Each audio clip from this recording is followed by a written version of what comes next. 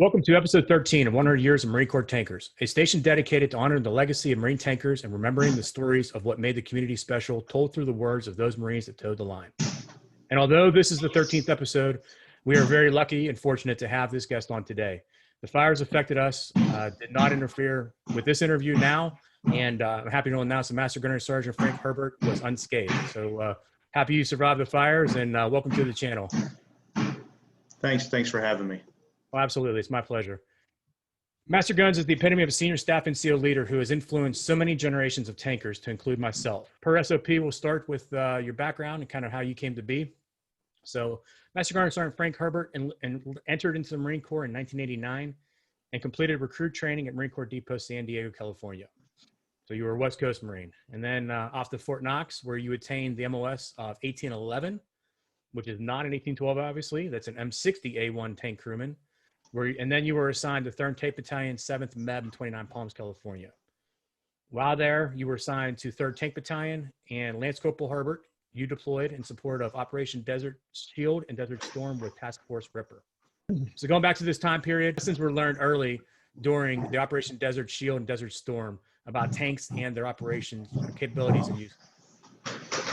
Well, when I checked into 3rd Tanks, late spring of '90. Looking back, what I was really impressed with, I didn't know at the time, but what I was really impressed with was the aggressive training schedule and how chaotic and crazy the camaraderie within the tank unit was. That really just painted a picture for my entire tour. When I checked in, right after I checked in, we went out to I think Lava Lake for gunnery and a bazillion degrees, and typical guy, new guy on a tank during gunnery. 2 weeks there, came back. We turned around, went out to Fort Irwin, and got to play OPFOR. We jumped on those Sheridan tanks and played OPFOR. And even as a new guy, that was crazy and awesome. And came back and did a Benfex, a battalion field exercise. And this was, back when we had 3 tank companies, 5 tank platoons. Just how aggressive that training was, and Kuwait was invaded by Iraq, and no one really knew what it was. And within, I think, 72 hours, what I found out later was the OPP left and packing your trash, and it was intense. The battalion had not been deployed as a battalion since Vietnam. And so they were learning on the fly how to get ready to deploy as a battalion, and it was chaotic. And I remember this because after we came back, being able to be deployed on short notice via MPF or whatever, that took a priority. So it was pretty obvious they were worried about chemical warfare crazy. So we're talking end of August. And they had guys out by the old NBC barn wearing mop gear and then putting on the green Gumby suits over them, practicing marking lanes and stuff. And then they decided to do a battalion shoot from tank table 12 on up, and they broke out service ammunition. And I had no idea what the hell that was. And we went out halfway through our shoot. They brought us back. We'd already packed our gear and put it off on the side in the rooms. And we went out and got about halfway through the shooting. And I mean, it was crazy. Oh man, I keep using that word, but that's what it was. I think we blew through at least a year's worth of ammo, NBC suits, all that stuff. And then they said, okay, we're done. We're leaving. And we brought the tanks back, parked them on the wash rack. We didn't have the big formal wash rack like we do now, but right at that same location. And tanks were still combat loaded. We still had thousands of rounds of machine gun ammo. honeycombs are still filled. And they said, just leave them. And well, who's taking care of this? Well, there's going to be a working party from C&E to come down and move the tanks and unload them. Whoa, that's interesting. And then during the deployment, we were one of the first ones. We did MPF. We got to see at that time the current state of MPF was not what it was later. It was embarrassing, and I think some heads rolled. And we were the first ones in country. 82nd Airborne was the first ones, way out in the middle of nowhere, and we were the first self-sustaining unit. And at that time, we thought that Iraq was just going to go ahead and push into Saudi Arabia, and we were just really, I mean, it's all about the oil. You're going to protect that. And we got tanks. I'd never seen reactive armor before. All the tanks, back and third tanks are slick. So I'm like, what are these blocks? Oh, they're explosives. They'll work great. And I'm like, wait a second. If we've got to use explosives as armor, can we like get a new tank? And you know, I was the new Lance Corporal, so I was just a working party bitch from hell. You know, you get in a tank, brand new tank. We've seen all tanks off MPF, and get in there. And the M60, it uses a coincidence rangefinder, kind of like camera lenses, and it runs like a big bar across your top of your turret. And you get in, and like instead of there's just nothing there. It's missing. There's a yellow sticky, IOU, one rangefinder. Sorry, Blount Island. And this tank's coming off MPF, so it was pretty interesting. And you know, from then on, we were there, 9 months, and a lot, that was battalion level training from what we concentrated on at my level was just brilliance in the basics, the tank gunnery, expect to take mass casualties. We got debriefs when LAR went into Kafji and had some friendly fire and all sorts of stuff. I was for the first part of that deployment, I was lost. I'm not in Kansas anymore, Toto. I was lost. I'll be honest with you. I was a bag of crap. I didn't know how to digest my job. And the Marine Corps is not really sympathetic to a Lance Corporal in a war zone not being able to figure out what they did. And it was intense. I was down and almost to thumb sucking and I got switched platoons. I mean, that was that. We want you to be successful. Just go be successful over there. Most of the tanks were rolling with 3-man crews. We were short that many personnel, and that transition, it just opened my eyes. For some reason, everything clicked, and I really understood my job, and I got it, and I know why I'm here, and you know, that was some tough love, but it wasn't held against me in the past. And I'm telling you, I was pretty bad. I was just like, this guy Herbert, oh my God, geez, okay. Who's going to be the guy to do selective unmasking?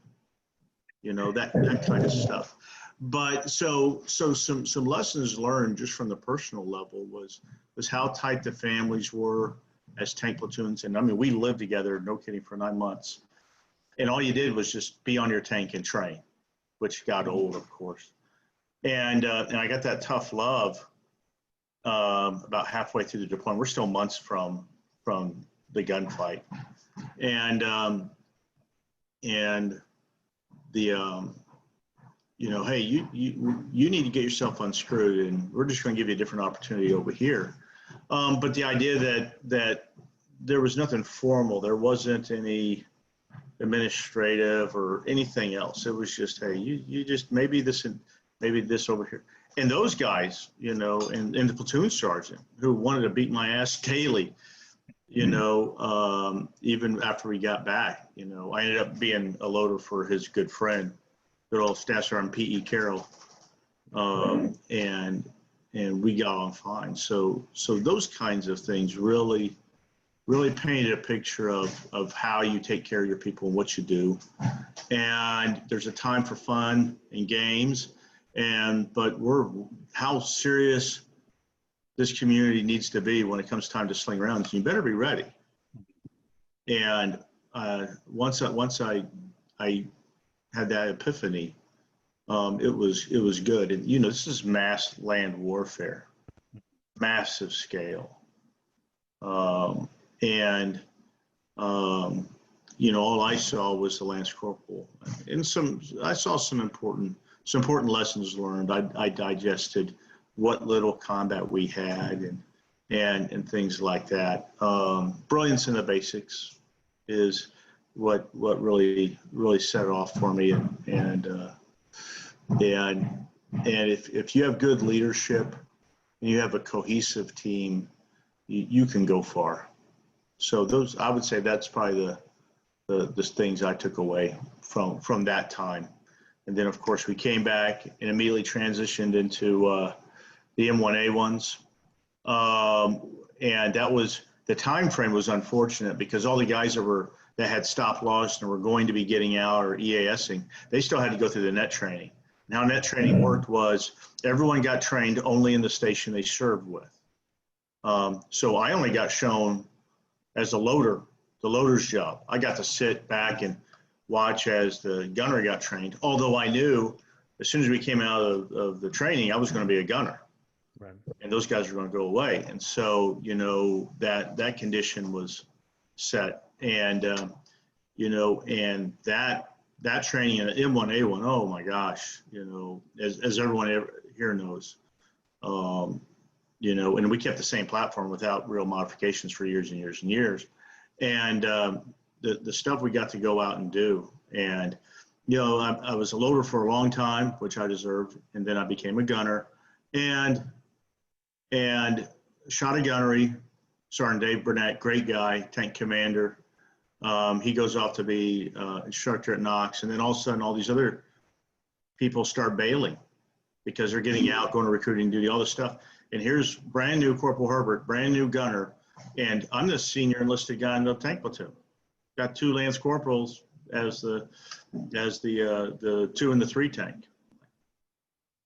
Oh, holy shit. Well, wow, here's a brand new lieutenant. No, by the way, we're going to CAX. Okay. What you failed to mention though was that you were meritoriously promoted to corporal. So that was really the only way to get promoted was, to be a dork and get into books and study and actually learn about the Marine Corps. A cutting score was extremely high because we were so overcrowded. And I mean, it was locked down. Then the cutting score was like 2,000 or some weird number. And so the only way, and I spent like 2 years as a Lance Corporal, and I still had, we did the math, and it was just mathematically impossible to get the cutting score with everything perfect before you EAS'd. And so everybody, even the people that just totally hate the Marine Corps and wouldn't even, would wear a torn skivvy shirt and wouldn't even put leather on, shoebox on, I mean, everyone did it, just to get promoted. And so that's how it happened, and so all of a sudden, okay, I guess I'm the platoon sergeant. I don't know what I'm doing again, but that piece right there, I mean, you're talking about an entire platoon of Lance Corporals, Lance Corporal tank commanders. We all hear stories about that from the old guys. And, I had one tank commander, he's now a judge, crazy enough. Haven't talked to him in years, Jeff Hendricks. I don't think he was even 21 yet, and he's a tank commander. So guys rise, and take care of you, cover you. So that paints a picture of the first 3 years right there. Takes us up to June of 1992, where you were assigned to 1st Armor Assault Battalion, 3rd Marine Division in Okinawa. And while you were there, you held some key billets to include Assistant Operations Chief, Assistant Fire Support Coordinator, Forward Observer, and participated in Operation Team Spirit with the Republic of Korea. And then once again, you were meritoriously promoted to sergeant. How did fire support and combined arms theory of employment change during your time from these early days all the way through, obviously up to 2010? Sure. I got exposed to the combined arms as a practice as a platoon sergeant, corporal, in all the workups during CAX when you're doing all the individual shoots. In the command group that we had was a very aggressive in training, very aggressive, and had no problems, you know, teaching, there was no secrets. Hey, this is how we call for fire. This is why we use mills. This is how you get direction. Basics, basics, basics. And then I got to see it in practice at that level. And so seeing that really clicked. I got to Okinawa by accident. You know, everyone was getting EAS. There was no boat spaces. I was at what was I at 3 years or something like that? Yeah, one of my friends had orders 1 year on the company Okinawa, but he was going to get out and he was about to get married. So I volunteered to take his place. And I got over there. I think it had something to do with Cadero was the monitor. So he was trying to find holes for anyone that said 1812. And so they didn't know what to do with me. So that was one of my you know, where's the tanker without the tank dude? Had to help coach pistol ranges because I was the only one qualified with pistol, that type of stuff. And then the combined arms thing. You know, the armored companies, now there's no more tanks there, but LEVs and AAVs, their companies rotate within the battalion, one company at a time. But there's still a solid battalion staff. And then we did stuff like Team Spirit. And of course, combined arms played a key role. And it was the combined arms at that time, it was very, very slow because of technology. You could see the idea was there, but the implementation of it aggressively within the combined arms team of the true shoot, move, and communicate as combined arms was not there, simply because the communications wasn't there. You know, the forward observers, the facts, those guys, very unwieldy technology. You know, we're in the early 90s, and the mortars and artillery, especially artillery still using whiz wheels as their primary and stuff like that. And, you know, trying to do math, you know, in their heads instead of having their computers. So it was fire support was more of a, okay, let's stop, almost like the Cash 101. Let's stop, let's call it in, let's shoot. Okay, let's get it on. Okay, it's on. Okay, fire for effect. Okay, then we move north. It was very, very methodical. And as the years went on later, it really shaped it as one of those true, you know, immediate hammers, one of those immediate tools that you could bring to the fight. 1993, you returned to CONUS as a sergeant, where you were assigned to 1st Tank Battalion. And there you served as a tank commander again, section leader, and a platoon sergeant. And then in 95, you received orders to go out to Fort Knox for tank instructor duty. So you went out to Knox and you were actually making tankers. So, you know, in a very short period of time, you rose through the ranks relatively quickly and went from, you know, like you said, the Lance Corporal that got benched all the way now to, you know, you're the sergeant and you are making tankers. That's a very prominent jump and one to be very proud of. And during the time while you were at Knox, you served as tank instructor, platoon sergeant, curriculum developer, and you completed M1A1 Master Gunner School, and you were also promoted to staff sergeant. So another fantastic tour there. Who were some of the leaders that influenced your success to this point? So I'll go back to that time when I was a corporal. Halfway through CAX, a new guy, sergeant at the time, I believe, came to the platoon. I heard rumors this guy I never met was going to come to the platoon. He was coming off MSG duty. He was going through the quick net training because he was still an M60 guy and he wasn't around. And he was going to come to the platoon in the middle of the platoon. And I was just like, oh, thank you, baby Jesus. Here I am, a corporal. I need to be rescued. And it was then Sergeant Oleski. And I was happy. And he was very calm and cool and, okay, let's work this out. And in the background, I'm thinking, I can't imagine coming off a special duty assignment, going to some halfway quick MOS conversion, and then going right into a CAX on a brand new platform. And oh, by the way, I'm a sergeant, which to me is rescuer, but really, you know, supposed to be a gunny. So that man I admire from afar. Guys I worked with, maybe not right at Knox, but right before, I had great guys. I mean, Kevin Galloway, he was a corporal, tank commander. I ended up taking his tank. They gave him a 3-tank commander, and he was pissed at me. Lonnie Travis, he's now sergeant major. These guys are phenomenal. And yeah, I kind of knew tanks, and oh yeah, wow.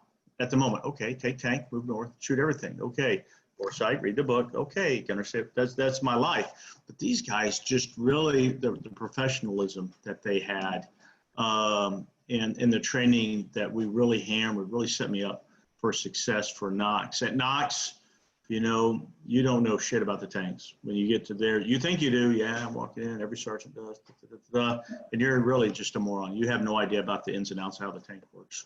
And those guys really, I mean, Cadero was going there as the platoon commander, I think. And so he really, he grabbed everybody that was great, and then he grabbed me.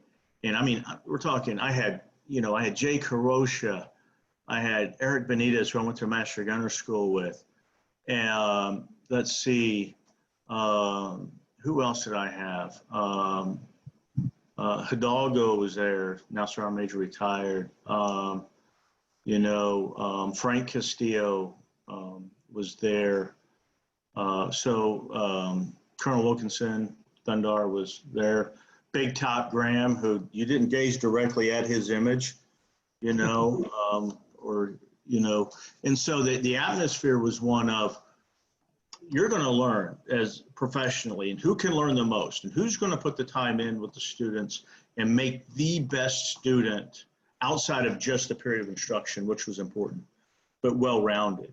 And anything outside of that, that was your business to do. But your primary mission was the lifeblood of that, and really, really enjoyed that. And that environment really taught me a lot. Master Gunner School, for finally getting exposed to the Army, and that school just, holy cow, I don't think I took a crap for 6 months after that school. Eric Benitez was the first one of a few that I know that went clean. He claims to be, that man's unbelievable. His way he grasps the system and Marines and puts them together. Jay Carosha.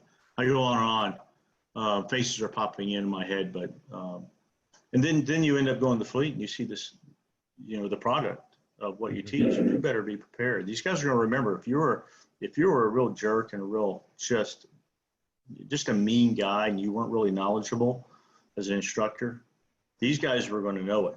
These guys, when you got to the fleet, were going to be the corporal gunners and stuff, and they're all going to remember, yeah, okay, yeah. So that kind of framework of now you're the true professional. Now it's time to really take this thing really seriously. That was really enlightening for me. Like you said, when you got to the fleet, after completing your tour, you were staff sergeant assigned to 2nd Tank Battalion, 2nd Marine Division, Legion, North Carolina. And then you served there from 98 on to 2000. While there, you served as a tank section leader, platoon sergeant, company master gunner, battalion master gunner, and battalion operations chief. And I'm sure most of the audience knows what battalion master gunner is, but for those who do not, the BMG for the battalion, he is the person who is responsible for all of the tankers. So all the master gunners in each one of the companies, that BMG is that person who evaluates their work and making sure that they are doing the proper training. And that's a very important job, as is the battalion operations chief. As the battalion operations chief, you essentially are the senior enlisted advisor on the operations side of the house and working directly for the battalion commander. And you are the battalion commander's eyes and ears when it comes to everything tactics and really where the rubber meets the road with that operations officer. In 1999, you were promoted to gunnery sergeant. So these are all pre-2000 years. So what was 2nd Tank's priority of effort during these early 2000s? Obviously, this being pre-9/11. I was really fortunate to have grown up in the desert during that frame of time, because in the aggressive training, and that's always to a certain degree going to be home. It set the framework. It's been 5 years off and on out there. And get the 2nd Tanks, and it was a different world. Some things were still similar. Started seeing people that I'd known back at 1st Tanks. My company commander was then Captain Redifer. Charlie company had then Captain Tom Gordon, and these guys are true professionals. And I started seeing names that I heard about. And this is when carrying the information, especially about the mechanics and the techniques of gunnery, really came to mind. The mindset of the battalion at that time was a multifaceted approach to being prepared for deployment. They had, at that time, they were switching the ranger who was responsible for Korea, Kosovo, and all that was coming up. So they're trying to figure out how to fly in tanks into there. So at the work at the battalion level was really intense and really full speed ahead. I had a great experience at the company level. I had, like I said, now I think Colonel, he's retired Redifer, some great guys, then Staff Sergeant Sabinski was the company master gunner, and I showed up like at tank table 4 or 5, something minimal, but I mean, it's already going. I've never even seen SR-10. He's like, okay, you're the new company master gunner. There's the light switch. Have a nice day. Okay, I better grow up. And after a couple of ass chewings from Captain Redifer, and anyone who knows Captain Redifer, you've never experienced an ass chewing like that. It's wow, it's amazing. Wow, it really clicked, and the battalion really took their battalion level working seriously. And I got really fortunate that I got screwed over. Then Staff Sergeant Brant Young had become the battalion master gunner, and then he got selected for AMOI and said, hey, you're going to be the next battalion. I'm like, dude, I just made gunny. Just got selected. I was so young, my number was way down here, and I got promoted to Staff Sergeant Gunny because everyone else retired and they sucked up a lot of people, So I was all on the tail end riding the skirts, and I was like, dude, I haven't even had a MEU. The battalion was now really aggressively building the MEU packages. Luckily for Camp Lejeune, the battalion commander worked directly for the division commander.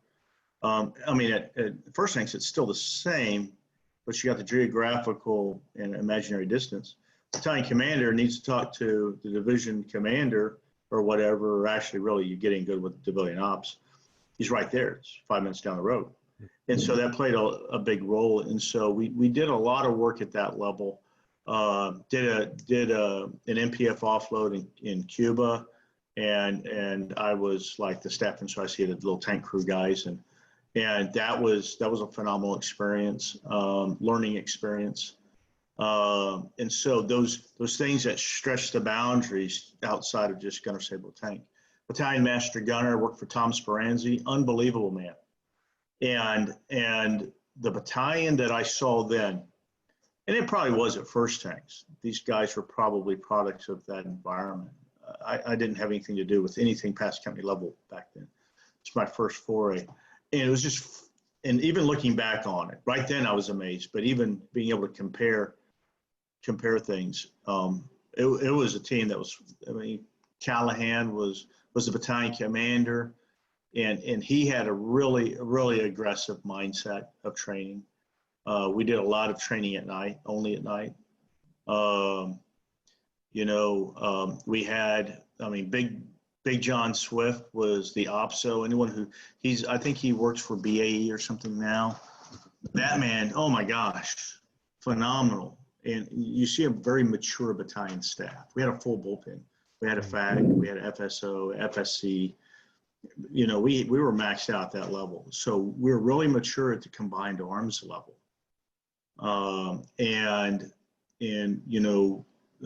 Tom Gordon, who was waiting to move on, did a stint as the Alpha, and he's a very aggressive trainer, and he wants to always train and go. And we deployed to CAX, and we ran a pure Alpha command, Bravo command, controlling the fires on both sides. And if anyone who's been at the battalion level at CACs knows that that doesn't happen, just because you don't have to train manpower. And I mean, we went and we controlled fires for every single, the FSC, FISCACs, all of those were worked out of the Bravo Command. And we had a very mature, combat ready, I mean, ready to go, working out of the C7s type stuff. Speranzi was very, very meticulous and hard about making sure that I wasn't there just to be the battalion master gunner, but I was also understood and served in these billets, and that really helped out. He had a back injury, so I went to dynamic mix, as you heard from Chris Upton, in Greece. The only thing I saw of Greece was the map board in the C7. I didn't even get that. Well, I did get the hatch open a few times, and I was battalion ops chief, and you better figure it out. And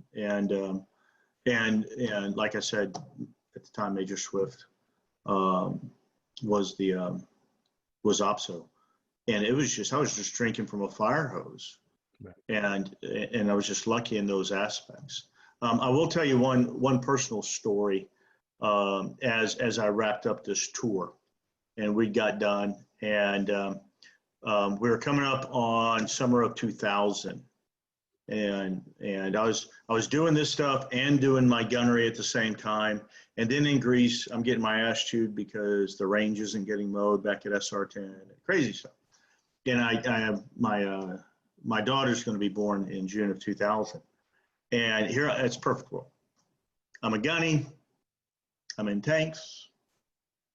I've got my kids on the way, perfect world. Well, anyways, my daughter's born late June, and there's something wrong with her. She's born right there, Naval Hospital. Actually, Chris Upton was right with me right there in the waiting room. He went and got my mother-in-law from the airport, stayed at their house. Unbelievable man. I love that guy. And my daughter was born, and she didn't want to wake up, basically. And one of the nurses, male nurse, a nurse, was on board and checked her blood sugar, her blood glucose level. Normal blood glucose level for you and me is 80, 90. Hers was 8. What's going on? And got her on a glucose strip and couldn't figure out why. Basically the opposite of diabetes. Her pancreas wouldn't stop producing. And hey, whoa, this is specialist stuff. Like, oh my God. And she's got to get out of here.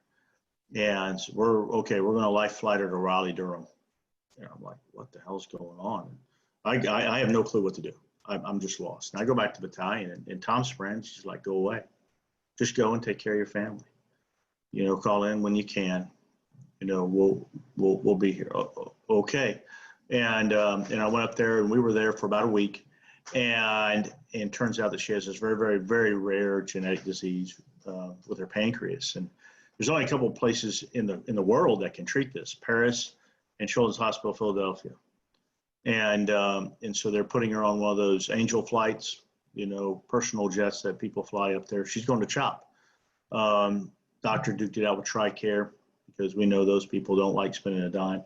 Off they go. And so I go back, and I go back. Now I'm talking to Tom Speranzi. I've been gone like 10 days now. And I'm like, Master Guns, I could be gone months. I don't know what to do. What do I do? Do I stay here and go on the weekends? What do I do? And he's like, the Marine Corps is going to be here when you get back. So, but I got battalion. Shut up, Gunny. Go take care of your family. If you're gone 3 months, you're gone 3 months.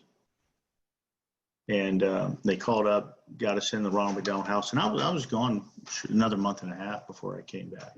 That leadership bit right there taught me so much. That was just, I know I rambled a little bit, but you know, the stuff that we always talk about in all these interviews is that brotherhood. And Tom Speranzi was a hard man. You didn't, but he knew how to take care of Marines, and that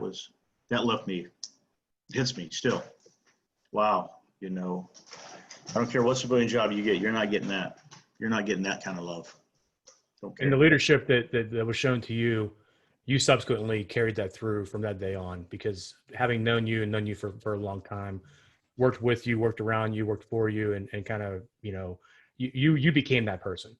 You became that tough love when it needs to be tough love, and take care of the Marines, bar none. And you really did, and you still did. And we'll talk about that after your retirement, how you still took care of Marines and still do till today. But no, that's a very touching story, and one that any Marine leader should really take on board and understand. So 2000, you took a short stint away from tanks when you went out to Strategic Weapons Facility, Pacific at Bangor, Washington. And these duties were serving as the guard force, safeguarding strategic items vital to national security. And while you were there, you served as the platoon sergeant, platoon commander, and training officer, and then returned back in 2003 to 2nd Tank Battalion. So we'll cover your deployments here from 2003 to 2007. As a gunny, you deployed twice in support of Operation Iraqi Freedom, OIF, and then as a tank leader of Alpha Company. During these deployments, you were part of some very, very historical, important, and notorious operations. One, of course, being Operation Phantom Fury in Fallujah. And then there were other numerous operations, campaigns supporting the numerous infantry battalions and regiments. So let's stop here for a second and kind of talk about these deployments. Taking Operation Phantom Fury first. What are some of your memories and some of the things that obviously coming from 60s, deploying with them.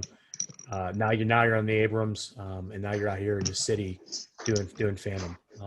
What lessons did you learn and take with you? We had that was a very interesting time. We had a company just thrown together because everyone, just like Desert Shield, Desert Storm, battalion level, oh crap, there's still bad guys out there, and they were going to send one company, Charlie. Then Captain Bodish had that company, phenomenal company, and they were framed up. And then short notice, we were going to go too. And I mean, we were getting tankers chopped to the company days before we deployed. And we thought we were going to be doing route security clearance and riding Humvees and stuff like that. And we show up, and I'm a gunny tank leader. I thought I was going to be, platoon sergeant. That's where I was made to be at that point. And coming off security forces, 3 years outside the MOS. I mean, you still know the grunts and the basics. And the tank at that point hadn't changed. We had gotten tons of mods and stuff like that, so it was still the same platform. And we get out there, and I mean, it is raging gunfight. We get into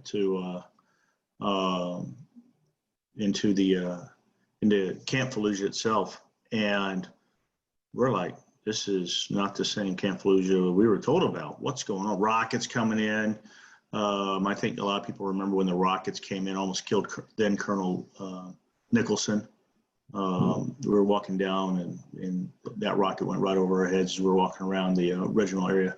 The tank companies, first tanks had 2 tank companies, and they'd been involved in the first fight in Fallujah, and now they were doing shaping ops. There was a cool down period, and then they were doing shaping ops when the higher headquarters decided we were going to go back in. They were really pissed because they'd had a lot of guys hit and lost some guys, and they were really pissed that they were handing the keys off not only to another tank company but to second tanks guys.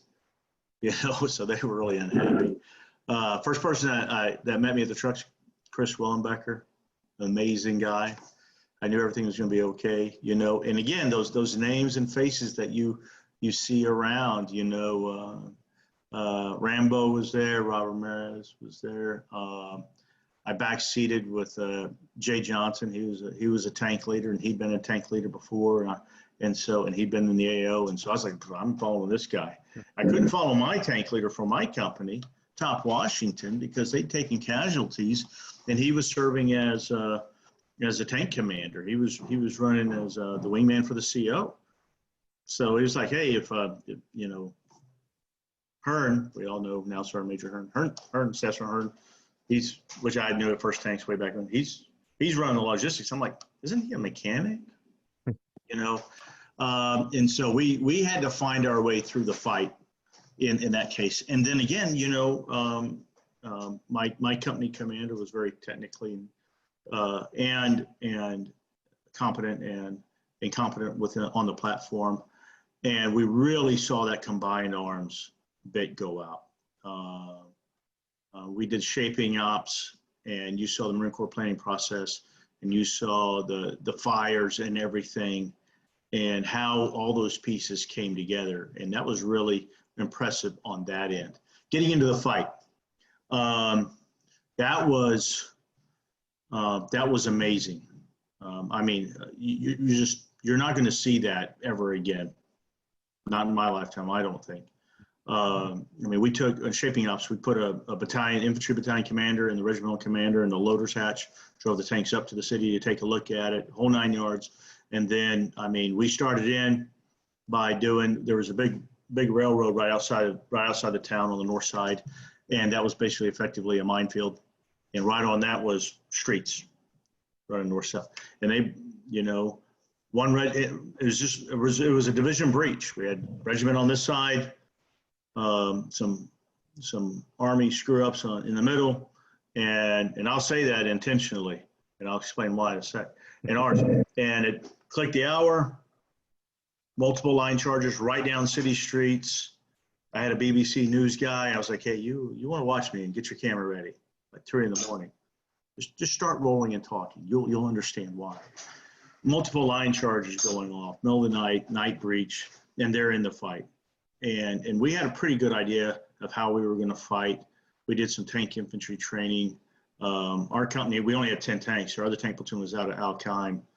And we tried so hard to get them back in. You know, this is the biggest fight of the century. We might need all the armor we can get. No. So Charlie Company had a full company, and I'm talking straight up Seoul, Hawaii City. And it was interesting. We did a planning meeting, and the guy was like, and we're shooting 100 rounds a day just in shaping ops, just to get the bad guys to get their C2 nodes going. And so we do a planning with regimental ammo, a guy I got in a fist fight with later on. And they're like, okay, well, what's your estimated ammo count? Because they're going off the STRAC, and STRAC is like 1 round a day, because, you know, there's a shield, nobody shot anything. It's like, okay. Okay, so we're going to be in the high intensity phase, 200 rounds, and in the next phase, 100 rounds, and then small arms, you know, 100,000, 200,000, 7.62. Oh, we can do that. And I was like, no, that's a day. That's right.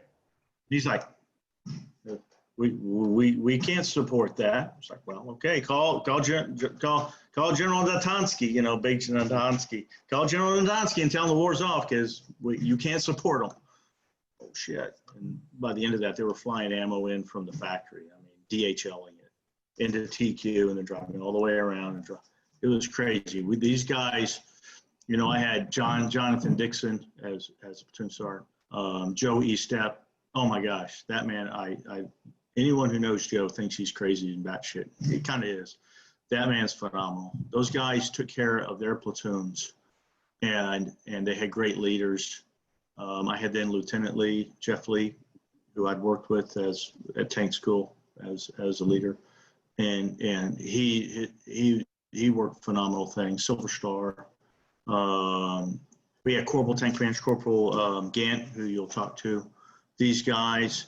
And I mean, I'm looking back at my time as a corporal, as a tank commander, and just barely finding my way and hoping I get down through gunnery okay. And these guys are in combat. And I mean, oh my gosh, these guys, you know, Taylor, the little guys in there that did their shooting, and then went on and did great American things, you know, Diaz, Sock, my ammo guy, Chad Boudreau, Lance Corporal, just make ammo show up, and that guy made miracles.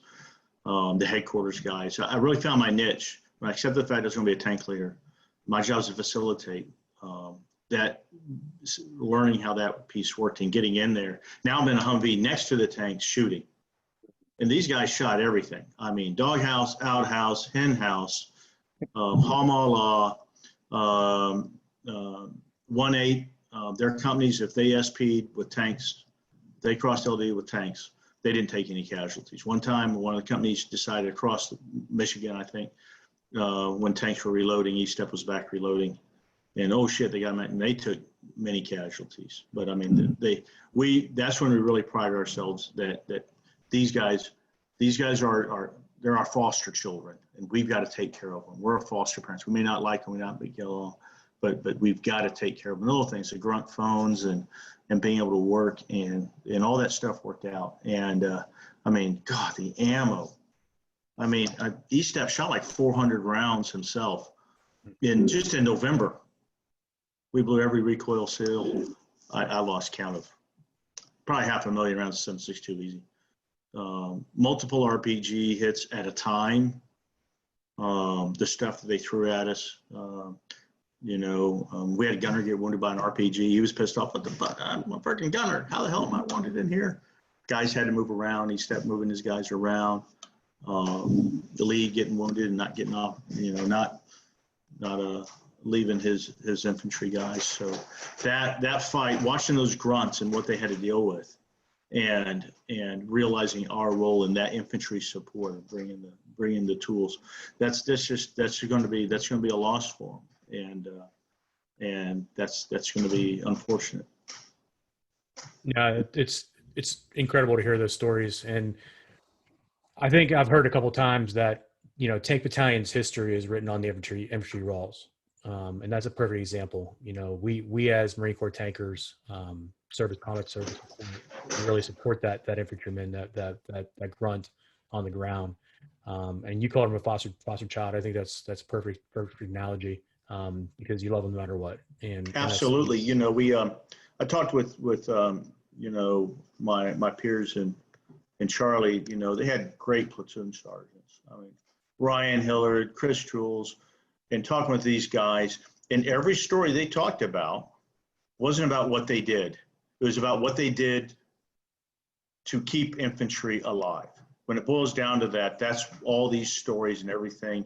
And oh man, we shot this drum, and man, those grunts, they didn't have to go in and . So that's what it really, really boiled down to. And it's going to be a miss. I mean, purpose of the station, purpose of this channel, telling these stories to get them out, in the annals of history. But in reality, it's also to deal with the fact that, the Marine Corps is divesting of that capability. And it's a hard pill to swallow. Yep. So 2007, though, selected Master Gunnery Sergeant, and you were reassigned as a staff non-commissioned officer back at Marine Corps Detachment Fort Knox. So went back out to Knox again. Having spent the time on these deployments, now going back out to Knox, how do you think the tank tactics changed from early in your career, and what were some of the key lessons you all learned? The things that we saw, even just between my two deployments, when Benitez and who was his boss? Can't remember. That was at PM. It's Syscom. Anyways, they brought out the FEP, and just technology and information flow. I mean, it got to really a bad point. We worked with the infantry, and we moved up to Habbaniyah, and the unit sits, and they can't, quote unquote, officially say that they're ready to have the fight until they meet certain parameters, and then they've assumed whatever battle space. And they're like, unless we have SIPRNet up, we can't fight. You're an infantry battalion. You're storming the shores of Tarawa, and okay, SIPRNet, really?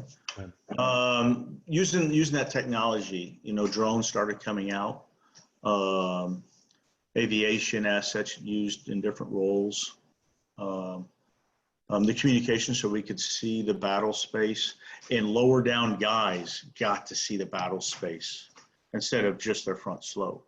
They got to see things that they normally wouldn't see, and they got to talk to people and pass information they normally wouldn't see as a tank commander, and so that changed. And then we at my time at Knox, really I was just a figurehead. I had guys ops at that time. The ops chief was John Thomas. You just stay out of Thomas's way and let him work his magic, and all I did was like, okay, John, hey, whenever you need to deal with the Army and you need the E9, to call me up, I'll help you out. He basically rewrote the HBCT manual to make sure that the Marine Corps way of doing gunnery, instead of the hard left turn that they were trying to do, and they've done again, I guess, stayed intact. And he got the Marine Corps to test out the gunnery using, because we had all this excess ammo, because we had all our ammo, but we still had companies deployed. So we had all this training ammo, and improved the gunnery. And then, of course, we're starting to see modifications rolling in. We're running the ABV course because I had tracks, so we better take care of that MOS. So we did that MOS, and so I gotta see all of that stuff, and that was an amazing viewpoint. I got to do some time with the overseas with the Germans.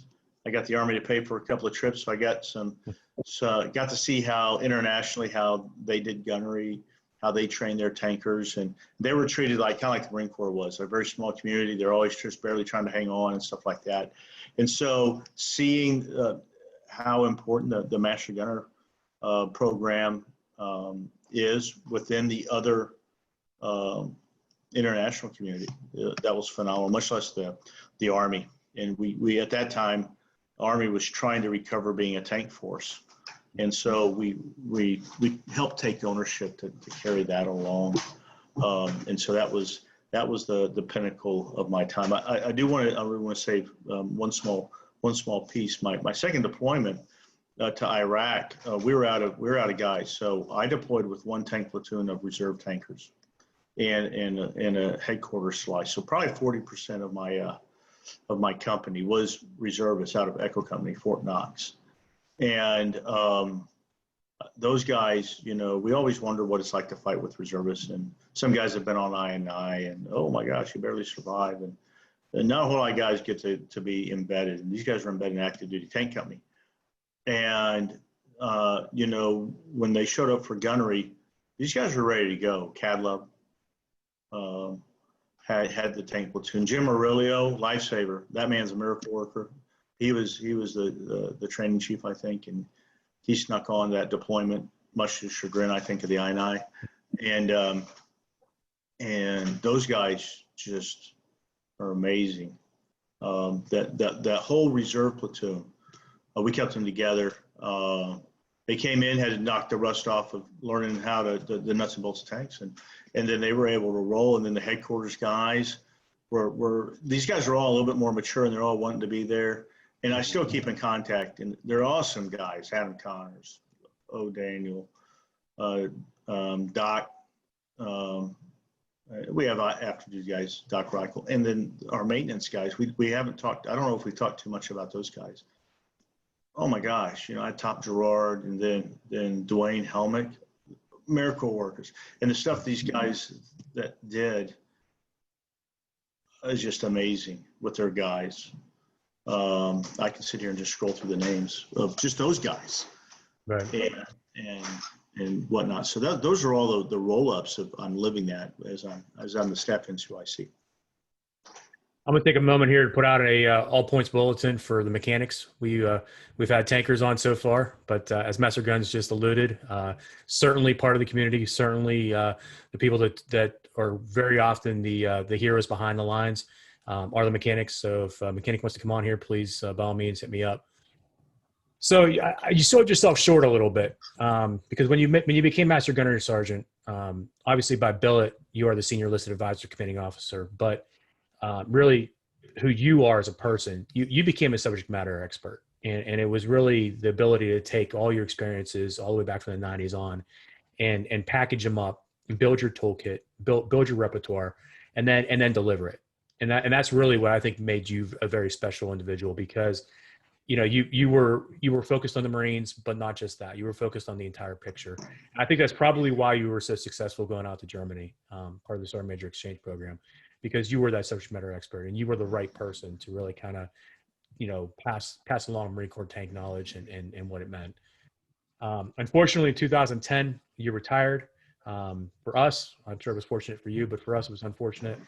And obviously went back to your family, but you didn't stay out of the Marine Corps very long, because very quickly you became the Marine instructor for Fern Creek Junior ROTC program in Louisville, Kentucky, where you remained in 2018.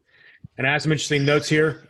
Your female drill team, the Lady Leathernecks, enjoyed the longest continuous string of national championships in any high school athletic program in the United States. So that is certainly something to be very proud of. And what do you think, or what lessons do you think you learned from tanks to help carry you to the success of this duty station? I was pretty much forced into retirement. I had a neck injury from getting blown up, and it came to light. And there at Fort Knox, you saw Army docs, and they weren't going to sign re-enlistment papers. And there was talk, you're injured, you can go into non-deployable status, but I'd still be soaking up an E9 seat. And I would have been out of the MOS. I wouldn't, and so that was pretty tough. But I really got blessed falling into this ROTC program. It really kind of helped me deprogram myself a little bit, because I got to wear the uniform, got to play Marine. And it took a little while to get adjusted. I mean, you're going to teach high school kids. You better not take yourself too seriously. And it can be a wake up call. You don't take yourself too seriously, and you go in. And really, the things I learned was, okay, what's my desired result I want to get, and how do I have my folks figure things out? And the trust in the teamwork and the family aspect of it, and it's hard to articulate all those quote unquote tools. You could almost say they're life skills that came along that helped me build this. And I had the kids coming in 5 days a week, 5:45 in the morning. We're at practice before school. You never have enough time for training. You're going to do it again until you get it right. I had very high standards for training. New repetition was the key. Practice again in the afternoons. And so being able to develop those kids, using all those Marine skills, and not the I saw them in some programs, and saw some of my peers out there that were rah, I'm senior drill instructor, yay, I now got little recruits all the time, ha ha ha. And that's not going to be what you're doing. I wasn't a recruiter. I wasn't playing a recruiter. I didn't care if these kids went in the military or not. Just gave them structure. I learned a lot about America writ large doing there. In the Marine Corps, we're in a protective bubble. Every kid you get has been, even the bags of crap that you got. They've been through a selection process. They've been through paperwork. They've been through MEPS. They've been through all this training. Me, I'm getting these kids that would never have even made through that program, and I saw kids, living in homeless shelters, going to high school, kids aging out of foster care, kids, it's fun. I mean, I'm surprised that they're alive, so that was eye-opening there as well. And that helped me get a different viewpoint. It was almost like a sabbatical, I say. I learned so much about me doing this that I could have gone right back in the Marine Corps and said, man, look at all these new lessons I learned. Unfortunately, that's not the case, but I mean, that's what I did. And I got to I had my own daughter in my program for 4 years. She ended up being my team captain, and watching her succeed, was phenomenal in its own right. And so all those things came up to that point. So I was really upset that I left the Marine Corps and left them. I think I think I had more to offer the Marine Corps when I left. But Frank Cadero says, master guns are a heartbeat for that chair. That's your sole purpose in life, and if you can't fulfill that, you really need to make sure you're doing what you need to do. And I remember that phrase, and so God put me at Fern Creek, and that really helped me, and I made a big impact on those kids. Anybody out there, all my guys retiring that want to do junior ROTC and think it's a great retirement gig, hit me up. I'll enlighten you. So. No, I certainly appreciate that, and I'm sure the time spent with your daughter was very special. Congratulations to the team. Congratulations to them. That's certainly a very proud achievement on everyone's part. So this channel has a message, and it's one that I've told multiple times now, but it doesn't get any easier. And the divestment of armor in the Marine Corps, particularly for somebody like you, through 2 platforms, multiple deployments, it's not any easier for somebody like yourself. But a way that we can kind of deal with it is to put out a message for today's generation. What message do you have for today's generation that has to deal directly with the divestment of armor in the Marine Corps? That's a good question. You can't change the decision, not at our level. What it is. I ran into several places where I had friction in my career. And when I became successful is when I accepted the current reality of where I was at. I was really pissed off that I was not a tank platoon sergeant going to go and be in a tank shooting. I was a tank leader. I was really, really upset when I had to retire. And I had no intention of it. I was a fairly young master gunny. I could have stayed another 8 years, had a lot of stuff to but once you accept where you are, the old, we hate the bloom where you're planted. Hate that. But really it's really that mindset of just, okay, well, this is where our, Krulak, when he was commandant back in the day, he had a corny saying, and he says, in Chinese or Japanese, they have this phrase, you can either fight the dragon or ride the dragon. The dragon's name is change. You can fight the dragon, at the end you're going to get eaten. Or you can ride the dragon and change, and you personally can maybe help shape the direction it goes. And so accepting, even if we disagree what kind of choices it is, if you still got that human element to bring to the fight, the one thing that tankers do is whenever they go into a room, all right, they're going to increase the knowledge level of any space they walk into. We just, because of how we've been wired and how we've been built, we can meld that technological and that human element and that rapid decision making into one unit, and that's pretty unique. Even our mechanic brothers who have to take the time and be meticulous on their stuff do it on austere environments, and so that brings you're bringing something to the table. So accept the change. It's okay. It will be okay. And if you had in your own career that, oh man, I was going to be, the sergeant major, now I got a lat move, and I probably won't get past gunny. Who cares? I spent 7 years as a gunny, and I was shocked that I even got that far. And I was very happy at that level. So guys have to go out, look at it as a challenge, look at it as bringing something to the table. So you got to learn a new MOS. Gunny Pop, I was a tank instructor when he had to come back through tank school. You want to talk about a humble individual, and one of his tank crewmen, Jay Karosha, was one of his instructors.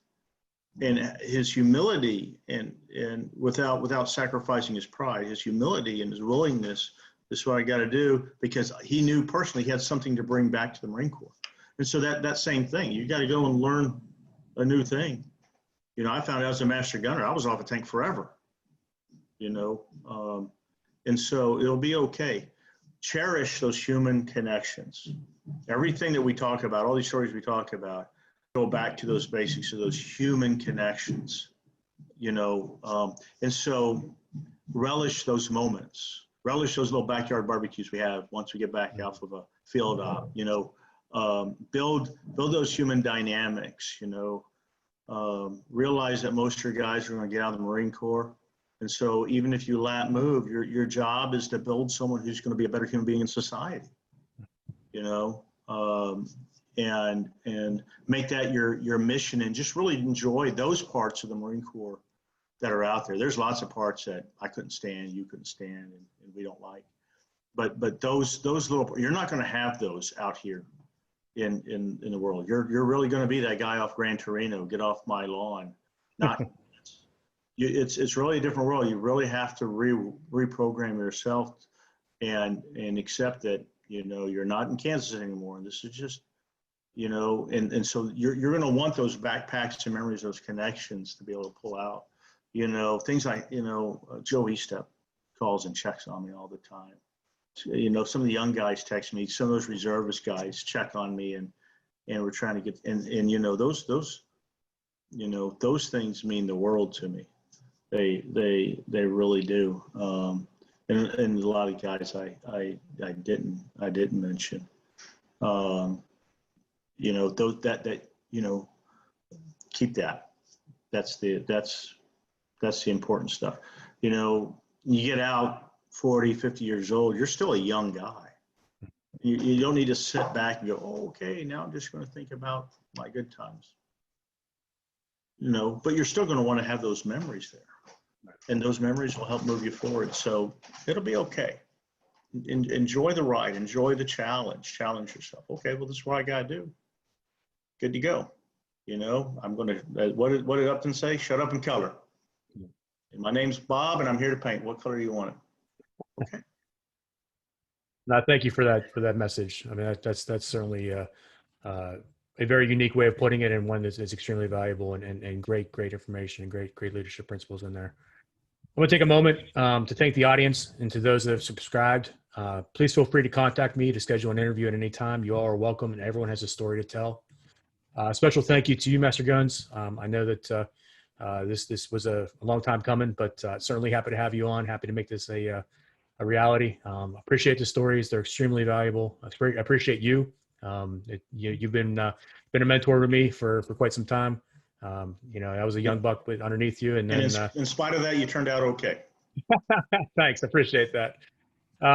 Please remember to subscribe and hit the bell for notifications of new episodes. With that, what parting comments do you have? Any? No, you know, tanks may never come back. That's okay. But you know, we're still a family, and most importantly, I think now's the time. I hate to put the plug in. I think we need to take a serious look at things like the Marine Corps Tanker Association, and keeping these memories alive. You never know. You know, 24 years down the road, the Marine Corps may change its mind. It may need some information. You know, so, but we keep that family contact. Absolutely. Thank you, my friend. I appreciate it, Master Guns. Hoorah.